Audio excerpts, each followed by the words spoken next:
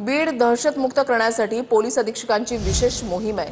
जिल्ह्यातील गुंडगिरी मोडीत काढण्यासाठी 17 मोठ्या कारवाया करण्यात आल्यात। 5 महिन्यामध्ये मकोका आणि एमपीडीएच्या तब्बल 17 कारवाया करण्यात आलेल्या आहेत।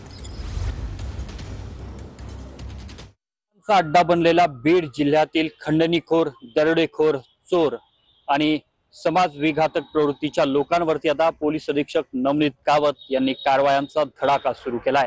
आतापर्यंत पोलीस अधीक्षक नवनीत कावत यांनी एमपीडीए अंतर्गत एकूण 12 गुंडांवरती कारवाई केली आहे। तर मकोका अंतर्गत अतिशय घातक असलेल्या 5 टोळ्यांवरती कारवाई केली आहे। संतोष देशमुख यांची निर्घृण हत्या झाली आणि बीड जिल्ह्यातील खंडणीसह गुंडगिरीचं खरं वास्तव जगासमोर आलं। यानंतर बीड जिल्ह्यातील अनेक राजकीय नेत्यांसह प्रशासकीय यंत्रणेतील अधिकारी आणि पोलीस दलावरती देखील गंभीर स्वरूपाचे आरोप झाले।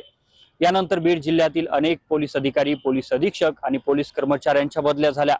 यानंतर पोलीस अधीक्षक नवनीत कावत यांनी बीड जिल्हा पोलीस अधीक्षक पदाचा पदभार घेतला आणि बीड जिल्ह्यातील गुंडगिरीचं कंबरड मोडण्याचं काम सुरू केलं। यानंतर पोलीस अधीक्षक नवनीत कावत यांनी गेल्या 6 महिन्यात तब्बल 17 मोठ्या कारवाया केल्यात। 5 टोळ्यांवर मकोका आणि 12 गुंडांवरती एमपीडी अंतर्गत कारवाई केली आहे। कॅमेरामन विनोद स्वामी, अशोक काळकुटे, TV9 मराठी, बीड।